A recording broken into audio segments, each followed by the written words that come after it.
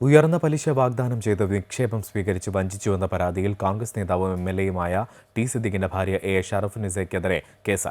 കോഴിക്കോട് നിധി ലിമിറ്റഡിന് കീഴിലെ ധനകാര്യ സ്ഥാപനമായ സ്വിസ് ബാങ്കിന്റെ പേരിൽ പണം തട്ടിയെന്ന പരാതിയിൽ നടക്കാവ് പോലീസാണ് കേസെടുത്തത്. കേസിൽ 4ാം പ്രതിയാണ് ഷറഫുന്നിസ. അതേസമയം കേസ് വ്യാജമാണെന്നും രാഷ്ട്രീയ പ്രേരിതമാണെന്നും ടി സിദ്ദിഖ് പറഞ്ഞു.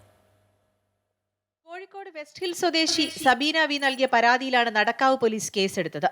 പരാതിക്കാരിയോട് 13.5% പലിശ വാഗ്ദാനം ചെയ്ത് 2 ഘട്ടങ്ങളിലായി 5,65,000 രൂപ വാങ്ങി. എന്നാൽ പലിശയോ അടച്ച തുകയോ തിരിച്ചു കിട്ടിയില്ലെന്നും പരാതിയിൽ പറയുന്നു. 5 പ്രതികളുള്ള കേസിൽ 4ാം പ്രതിയാണ് ടി സിദ്ദിഖ് എംഎൽഎയുടെ ഭാര്യ ഷറഫുന്നിസ. വസീം തൊണ്ടിക്കോടൻ, റാഹില ബാനു, തൊണ്ടിക്കോട് മൊയ്തീൻകുട്ടി, ഷംന എന്നിവരാണ് മറ്റു പ്രതികൾ. എന്നാൽ കേസ് രാഷ്ട്രീയ പ്രേരിതമാണെന്നും വ്യാജമായി നിർമ്മിച്ചതാണെന്നും ടി സിദ്ദിഖ് എംഎൽഎ പറഞ്ഞു. 2022 ഡിസംബർ 8-ന് തന്റെ ഭാര്യ ഈ സ്ഥാപനത്തിൽ നിന്നും രാജിവെച്ചു. പിന്നെങ്ങനെ 2023-ൽ നടന്ന ഇടപാടിൽ അവർ പ്രതിയാകും? പരാതിക്കാരി CPMന്റെ മുൻ കൗൺസിലർ ആണെന്നും നിയമ നടപടിയുമായി മുന്നോട്ട് പോകുമെന്നും ടി സിദ്ദിഖ് വ്യക്തമാക്കി. നിയമപരമായിട്ടുള്ള എല്ലാ നടപടികളും, ഒന്ന് വ്യാജ വാർത്ത കൊടുത്തതുമായിട്ട് ബന്ധപ്പെട്ട വിഷയം, വ്യാജ പരാതി കൊടുത്തതുമായി ബന്ധപ്പെട്ട വിഷയം, വ്യാജ കേസുമായി ബന്ധപ്പെട്ട വിഷയം, ഈ 3 കാര്യത്തിലും നിയമ നടപടികൾ ആലോചിക്കും. ഇത് വ്യാജമായ കേസാണെന്നും MLAക്കൊപ്പം നിൽക്കുമെന്നും DCC പ്രസിഡന്റ് പ്രവീൺ കുമാർ പറഞ്ഞു.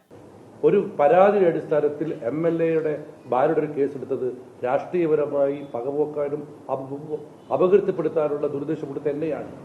ആ കാര്യത്തിൽ MLA നടത്തുന്ന പോരാട്ടത്തിൽ പാർട്ടി ഒപ്പം നിൽക്കും. സ്ഥാപനത്തിനെതിരെ നേരത്തെ തന്നെ പരാതിയുമായി ജീവനക്കാരും നിക്ഷേപകരും രംഗത്തെത്തിയിരുന്നു. 3000-ഓളം പേരിൽ നിന്നായി 20 കോടിയോളം രൂപയുടെ നിക്ഷേപം സ്വീകരിച്ചിട്ടുണ്ടെന്നാണ് സ്ഥാപനത്തിലെ ജീവനക്കാർ പറയുന്നത്.